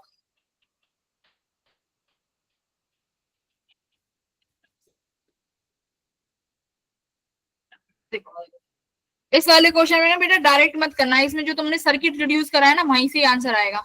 जैसे अपना सर्किट यहाँ पर बचा है 8 और 8, देखो एक 8 यहाँ बचा, और इन सबको सॉल्व करके अपना 8 आया था, 8 ही आया ना, 8 ये बचा है, और 4 5 6 7 8, 8 और 8 को ये करके आया 4 4 5 6 7 8, ठीक है, 8 ही आएगा, ठीक है। अब देखो इस पॉइंट पे तुम्हारे 3 ओम में पूरा 1 एम्पियर करंट आ रहा है, यहाँ पर 1 एम्पियर करंट पहुंचा ए पॉइंट पे। हमने देखा यहाँ पर बेटा 8 और 8 है, यानी 0.5 इधर गया, और 0.5 इस 2 ओम से जा रहा है, देखो है ना, इस तरीके से यहाँ पर भी 0.5 जा रहा है। अब क्या होगा, ये 0.5 एम्पियर यहाँ पहुंचा होगा। अब फिर से ये सर्किट कैसा है, 8 ओम यहाँ पे है, और ये यहाँ पर फिर इन तीनों का क्या बन जाएगा, एक 8 ओम बन जाएगा, राइट। अब ये फिर से बराबर बराबर बटेगा, 0.25, और यहाँ पर भी 0.25, बोलो करेक्ट। तो तुम्हारे इस 4 ओम में कितना करंट जा रहा है? 0.25। हाँ, 0.25। थोड़ा सा ना, हाँ, इन वाले सर्किट्स में डायरेक्ट हम वो नहीं लगा सकते, इसमें तुम्हें देखना पड़ेगा, हम रिड्यूस करते हुए लाएं सर्किट को, तो किस तरीके से बटेगा, रिड्यूस सर्किट में ही बनाना पड़ेगा। अब सही है, 4 ओम में 0.25 करंट है, ऑप्शन नंबर डी, ये वाला नहीं आएगा। यस, सुमित ने सही बोला एकदम।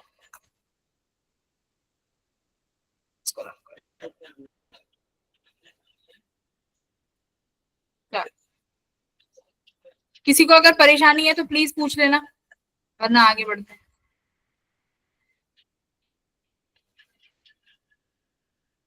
बढ़ लू आगे? Yes ma'am. देखो इस क्वेश्चन में लास्ट में आऊंगी, थोड़ा सा लेंथी है। 20 वाला बताओ मैम। हो गया था भाई, इससे ज्यादा इजी पावर पे नहीं मिलेगा। Power generated across a uniform wire across supply is H. Wire को n पार्ट्स में बांट दिया, and all the parts are connected in parallel. Total power पूछिए। पावर का फॉर्मूला क्या होता है भाई? मैम v²/r, यानी r चाहिए भाई, हमें r चाहिए होगा। तो मान लो सब n पार्ट्स हुए, तो हर एक रेजिस्टेंस का कितना रेजिस्टेंस आया, मतलब हर वायर का रेजिस्टेंस कितना आया, हर वायर का एन R बाय N आया भाई। हर वायर का resistance, wire A, wire B, जितनी भी वायर होंगी सबका रेजिस्टेंस R बाय N आएगा, क्योंकि आपने N पार्ट्स में काटा है। अब उनको काटने के बाद फिर से पैरेलल में कर दिया, सारे उनको काट के आपने पैरेलल में लगाया, और एक का रेजिस्टेंस R बाय N है, तो सबका R इक्विवेलेंट कितना आएगा भाई, R by N square, R by N square. R by N square. तो पावर क्या लिखोगे, V square upon R equivalent, तो V square R equivalent R upon N square. तो V square by R H था, तो यानी option number B, N square H सही है, ऑप्शन नंबर बी। एक बार चेक भी कर लेते हैं भाई, बी इसका बी है, ठीक है, सही आया है, बढ़िया। हाँ चलो, ये क्वेश्चन भी करने लायक था। देखो 21वां बताओ,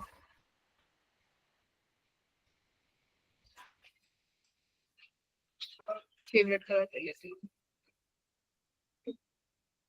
21वां क्या कह रहा है, ध्यान से पढ़ते हैं।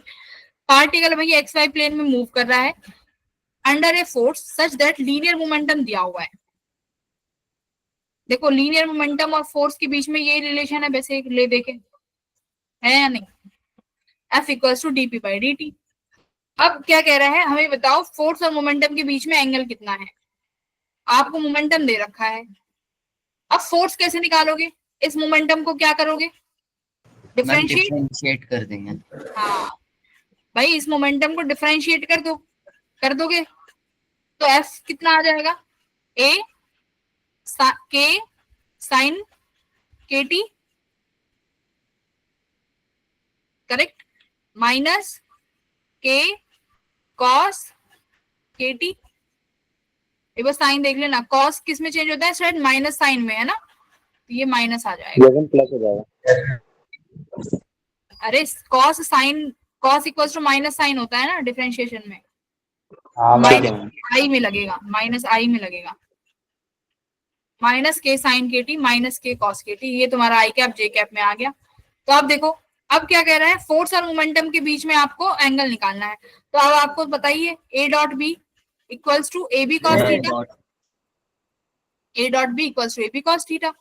आपके पास दोनों वेक्टर्स हैं, लगा दो, कॉस थीटा आ जाएगा, कितना आया है बोलो, वेक्टर कर सकते हो कि नहीं कर सकते, करो A डॉट बी। अब देखो A डॉट बी करोगे तो कितना आएगा, वैसे ही बता दो,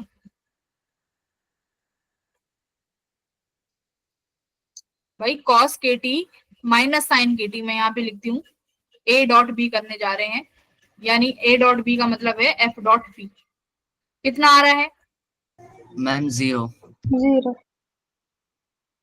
अच्छा A देखो, कौन A को हटा ही देते हैं, ये दोनों में चला जाएगा एक, एंगल आ गया ना पाई बाय 2।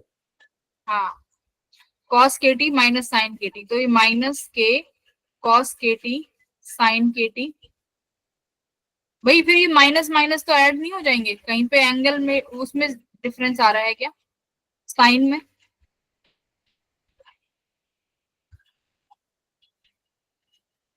अच्छा वो माइनस माइनस मल्टीप्लाई करेंगे तो वो ऐड हो जाएगा वहां पे, है ना, सेकंड टर्म में, तो तुम्हारा आंसर फिर 0 आ जाएगा, ठीक है।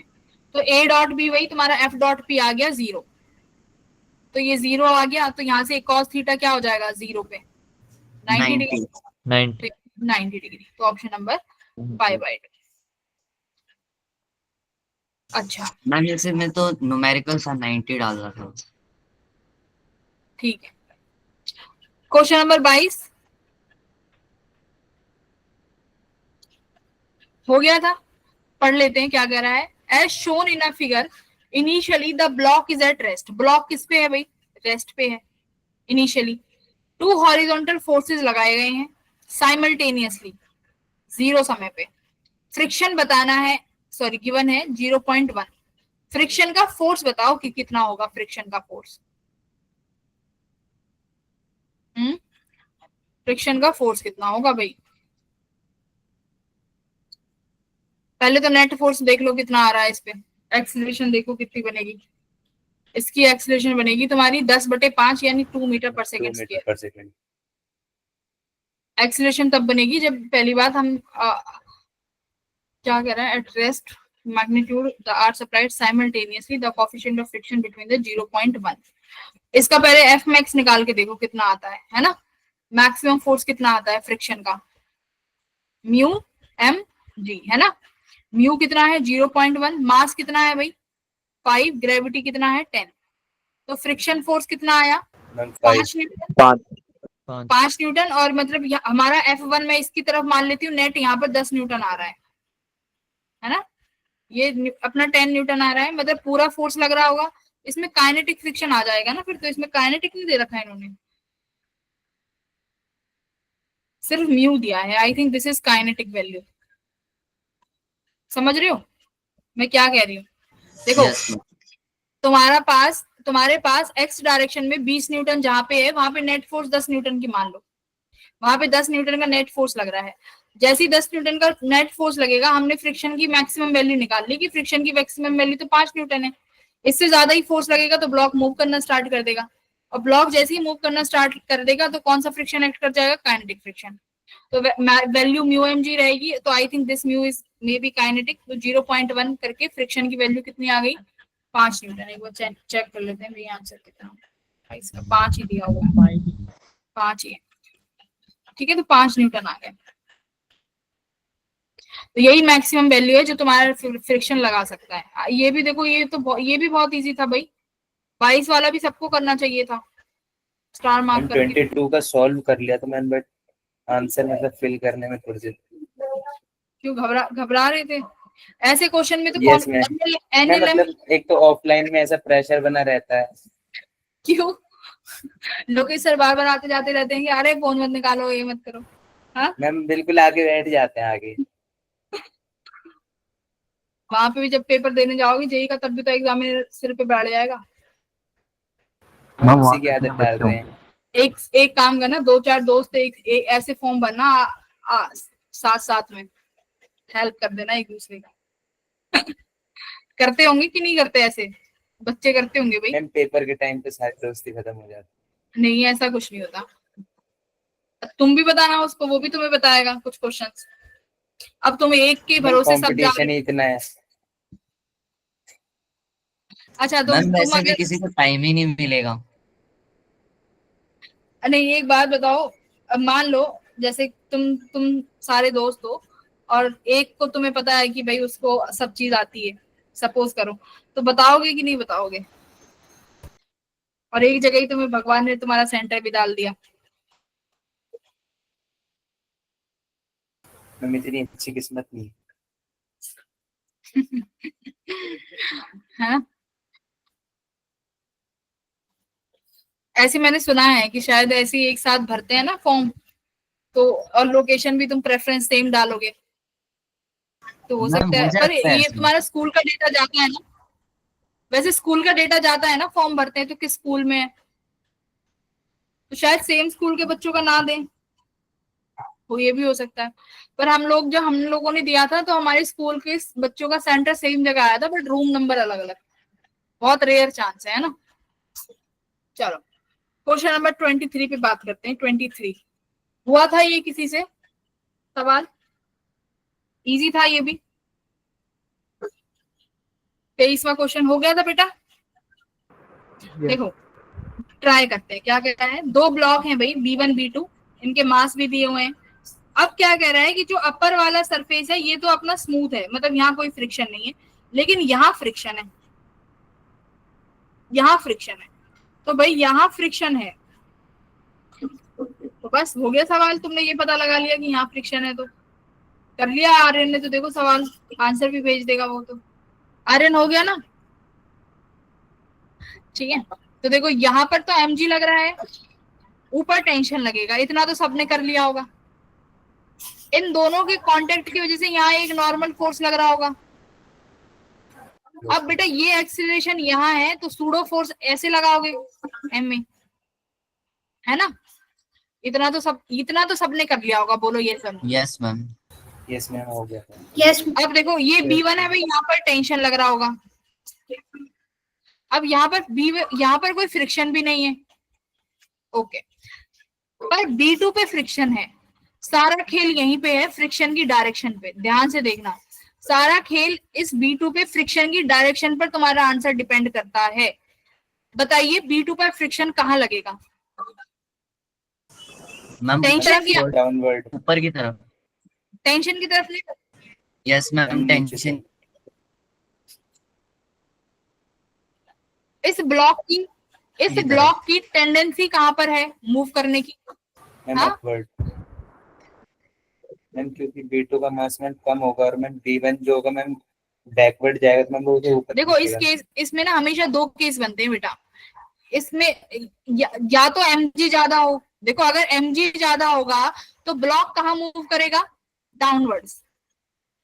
अगर ब्लॉक की टेंडेंसी नीचे मूव करने की है तो तुम्हारा फ्रिक्शन लगेगा ऊपर की तरफ, ठीक है। अब तुम्हें टेंडेंसी पहचाननी है इस ब्लॉक की। देखो B1 का मास कितना है? M1 का मास जो है M2 से ज्यादा है। भाई M1 का मास M2 से ज्यादा है, M2 खींच नहीं सकता M1 को। बताओ खींच सकता है क्या? मैम तो फ्रिक्शन तो मैम डाउनवर्ड होगा। मेरी, हाँ, अब मैं तुमसे पहले जो पूछना चाहती हूँ वो बताओ, क्या M2 जो B2 का मास है, क्या वो M1 को खींच मैम सकता नहीं है खींच क्या? सकता नहीं खींच सकता मैम, ना। बट एक्सेलरेशन पे नहीं डिपेंड करेगा। एक्सीलरेशन तो हॉरिजॉन्टल है ना, एक्सीलरेशन पे भी डिपेंड तो करेगा मैम भाई। वो B1 पे तो मैम एक्सेलरेशन पे डिपेंड कर रहा है मैम। हाँ, B1 पे एक्सीलरेशन पे टेंशन जो है वो ma के बराबर होनी चाहिए, हम इक्विलिब्रियम मान रहे हैं, ठीक है। Okay ma'am. टेंशन जो है ma के बराबर है B1 ब्लॉक पे। क्लियर? अब बताओ, अब तुम्हारा फ्रिक्शन में डाउनवर्ड लगाऊं कि अपवर्ड लगाऊं? Ma'am downward. डाउनवर्ड लगाऊं ना। अगर mg बेटा, अगर M2 ज्यादा होता, सुनो मेरी बात, अगर M2 ज्यादा हो जाता, यानी M2 जो है तुम्हारे B1 को खींच लेता, तो ब्लॉक की टेंडेंसी नीचे होती, तब फ्रिक्शन ऊपर लगाते आप लोग। अभी इस पर्टिकुलर केस में जो फ्रिक्शन है वो कहाँ लगेगा? डाउनवर्ड। बस इतना, बस इतना करना था इसमें और आंसर आ जाएगा तुम्हारा। तो टेंशन देखो किसके बराबर हो गई? mg प्लस, देखो mg यहाँ पर M2 लिखना वरना कंफ्यूज हो जाओगे, प्लस M2g प्लस फ्रिक्शन, ठीक है। Tension equals to M2g, friction किसके बराबर हो जाएगा? Mu n। अब नॉर्मल किसके बराबर है? देखो इक्विलिब्रियम में ma के। एम ए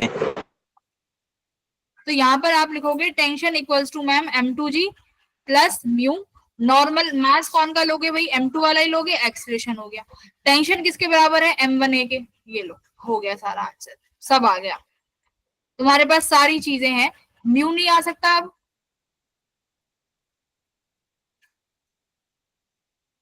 बता, कर लो वैल्यूज, M1 M2 सब है आपके पास, म्यू निकाल लो। जहां जहां M1 है उसको M2 के फॉर्म में लिख दो। 7.5 M2। एक्सीलरेशन किसके बराबर है भाई? g/7 के, ठीक है। M2 g plus mu M2 acceleration, फिर g/7 कर दो। ये लो, अब बेटा करिए सॉल्व इसको, थोड़ा सा बेकार सा हो गया ये तो। M2 हटा दो, g हटा दो, तो ये बच रहा 7.5/7, क्या बचा? -1 माइनस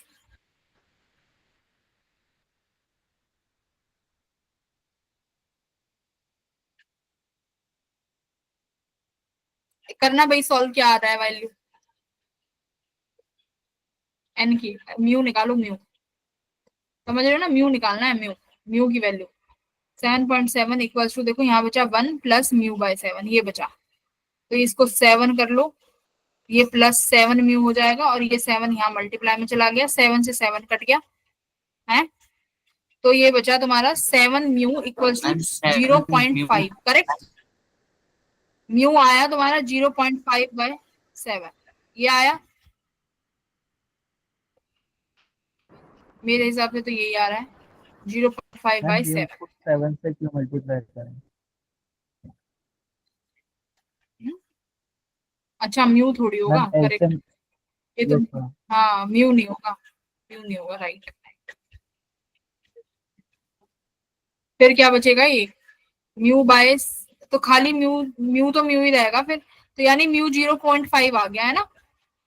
बेटा म्यू 0.5 आ गया फिर अब Yes, डायरेक्ट। अब क्या होगा, इन्होंने तो क्या कहा है, n/10 है ये तो मैम 5 आ जाएगा। n/10 कितना, n/10 इसको लिख देंगे 5/10, तो n की वैल्यू आ गई 5। ठीक है, n की वैल्यू 5 आ गई, एक बार देख लेते हैं। 25, 24, 23, ठीक है 23 का 5 ही दे रखा है। इजी था ना ये भी। बस इसमें बेटा आपको बस यही एनालाइज करना था कि फ्रिक्शन कहाँ ले, बस।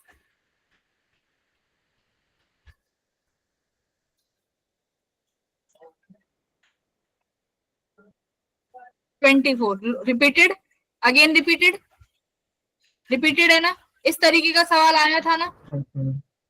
अब मैंने करना भी सिखाया था सॉल्व है।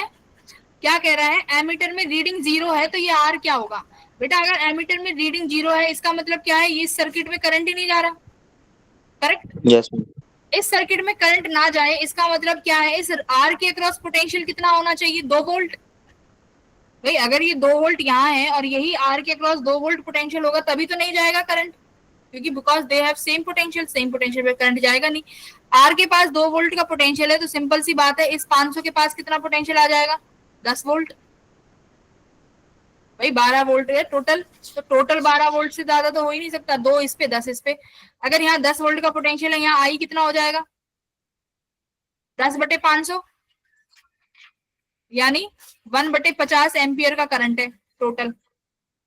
अब इस रेजिस्टेंस के पास लगा दो V = IR, इस R के पास 2 वोल्ट है, करंट कितना है सर्किट में से, देखो सारा करंट बेटा अब तुम्हारा सर्किट ये बच गया, ये रेजिस्टेंस R और ये 500 और ये तुम्हारा 12 वोल्ट की बैटरी, तो सारा करंट इसी से जा रहा है कि नहीं जा रहा, ऐसे होते हुए आई करंट, और इससे भी आई जाएगा, तो 2 वोल्ट = आई कितना आया था, 1/50 मल्टीप्लाई बाय रेजिस्टेंस, तो रेजिस्टेंस कितना आ गया भाई, 100 ओम आ गया ना। आर की वैल्यू कितनी आ गई, 100। ये सबसे इजी मेथड है। हाँ मैम बोलो। बैटरी और रेजिस्टेंस की पोजीशन मैम चेंज कर सकते हैं अगर वो सीरीज में, तो मैम मतलब रिप्लेस कर सकते हैं एक दूसरे से। कैसे, किस किस रेजिस्टेंस को, मैम जैसे साइड में 500 ओम का मैम रेजिस्टेंस और 12 वोल्ट की बैटरी, तो मैम रेजिस्टेंस की जगह पे बैटरी एंड बैटरी की जगह पे रेजिस्टेंस मैम ऐसे रिप्लेस कर सकते हैं। कर लो इस बार, इन दोनों के आपस में बोल रहे हो ना, यस हाँ मैम, अगर कर सकते हो, कोई दिक्कत नहीं। Okay ma'am. क्या फर्क पड़ जाएगा, ये सर्किट ऐसा बन जाएगा, ये बैटरी यहाँ पे, एक रेजिस्टेंस यहाँ, यानी दोनों अभी भी तो है तो सीरीज में ही रेजिस्टेंस, करेक्ट। ओके 25वां, देखो इस क्वेश्चन को ऐसे ही सॉल्व करना, ये रीडिंग मतलब ये बहुत बढ़िया कॉन्सेप्ट है, यहाँ से सवाल आते हैं कि एमीटर में 0 रीडिंग है, इसका मतलब वो जहां एमीटर कनेक्ट है उस सर्किट से करंट नहीं जा रहा होगा, इसका मतलब जितना एमीटर के अक्रॉस पोटेंशियल है उतना ही उस रेजिस्टेंस के पास होगा जहां से करंट डिवाइड होना चाहेगा, बट वो हो नहीं पाएगा because they have same potential. चलो लास्ट सवाल, मैम इसे हमने पूरा यस क्या, मैम इसे नोट्स पे पोटेंशियल भी निकाल के कर सकते हैं ना। करने के तो बहुत तरीके हैं, सबसे इजी तो मुझे यही लगता है, अब मैं तो इसी से ही करती हूँ। आप कौन से नोड से करोगे, I1 I2 निकालोगे क्या दोनों में, मैम उसमें ये तो I2 है एमीटर ही के नहीं। अक्रॉस 0 कर देंगे पोटेंशियल, हाँ नीचे तीनों जगह 0 हो गया और 2 वोल्ट के बगल में -2 हो जाएगा। आपको पोटेंशियल सुनो, आपको और पोटेंशियल निकालना क्यों है, आपको ऑलरेडी मालूम है पोटेंशियल सेम है, यू ऑलरेडी नो कि पोटेंशियल सेम है, आर और एम्पियर के अक्रॉस, आर और एमीटर के अक्रॉस पोटेंशियल सेम है, डू यू नो, दोनों पोटेंशियल सेम ही है, एक तो आर और ए दोनों पैरेलल में है, इन दोनों के अक्रॉस तो वैसे ही सेम होगा, पैरेलल में है, बट ये जो पॉइंट है और जहां ये इस पॉइंट पे जहां पर करंट डिवाइड होगा यहाँ पोटेंशियल कहीं ना कहीं सेम होगा, समझ गए, इस तरीके से। 25वें पे आओ, ये हो गया था भाई, ये भी इजी है, है बेटा जी, कर लिया था क्या, यस संदीप बेटा हो गया था, कराऊं क्या, चलो करा देते हैं। 4 बल्ब है भाई, सबकी तुम्हें रेटिंग पावर दी हुई है। कह रहे हैं कि रिजल्टेंट पावर बता दो क्या होगी। तो पावर, रिजल्टेंट पावर पैरेलल में क्या होती है भाई, ऐड होती है। रिजल्टेंट पावर पैरेलल में ऐड होती है कि नहीं होती? रिजल्टेंट पावर पैरेलल में तो ऐड होती है। चलो, पर अभी तो हमें कॉम्बिनेशन का रिजल्टेंट पावर पूछा है। इसको V वोल्ट से कनेक्ट कर रखा है। अगर मैं ये करूं 100 200 300, 100 200 300 और 300 300 पैरेलल में कर दो तो 150 आ जाएगा क्या? इसका आंसर कितना है भाई? 150 है क्या? सीरीज में आएंगे ना मैम 150 ही है। हाँ देखो, यस मैम 150 आंसर है। 150 मैम आ गया ना। आंसर देखो ये तीनों, 150 आ ये जाएगा। देखो ये तीनों सीरीज में है ना। सीरीज में हमारा, सॉरी ये मैम तीनों 300 पैरेलल में एंड है। 300 पैरेलल में 300 पावर, सीरीज में हो जाएंगे, देन मैम हाँ 150 आ अरे जाएगा। ठीक है, समझाने तो दो भाई। देखो बेटा, जब पावर अपनी पैरेलल में, सॉरी जब ये अपने पैरेलल में कनेक्ट होते हैं अपने बल्ब, तब अपनी जो रेटेड पावर के हिसाब से हम रिजल्टेंट निकालते हैं वो होता है direct P01 P02 plus P03। Rated power parallel में ऐसे निकाली जाती है टोटल। तो ये कितने हो गए भाई? 300 हो गए यहाँ से। तो अब ये 300 और ये 300 दोनों किस में हो गए? ये सीरीज में हो गए। सीरीज में। सीरीज में हमेशा आर इक्विवेलेंट निकालने का फॉर्मूला क्या होता है? रेटेड पावर से 1 upon P equivalent equals to 1 upon P1 plus 1 upon P2। तो भाई अब सीरीज में इनको करना पड़ेगा आपको रिवर्स। तो 300 300 का कितना आ जाएगा? 150। 150 इनका आ गया 150 वॉट। ठीक है, सीधा सीधा। लो, 2 सेकंड का भी सवाल नहीं था ये। 150 वॉट ये सिखाया है ना मैंने भाई। पावर के लेक्चर में पावर बहुत अच्छे से पढ़ाई है, एक एक चीज सिखाई है। अगर पैरेलल में है तो किस तरीके से रेटेड पावर लिखनी है, सीरीज में है तो रेटेड पावर का इक्विवेलेंट कैसे लिखना है, तो वहां से ही ये चीजें आई हैं। अगर लेक्चर भी पढ़ रहे हो ना तो भी तुम भाई इस पेपर में 15-16 सवाल कर लोगे, पर पता नहीं तुम क्या कहाँ से पढ़ रहे हो, मुझे भी नहीं पता। मैम पेपर इजी था बट मिस्टेक्स ज्यादा थी।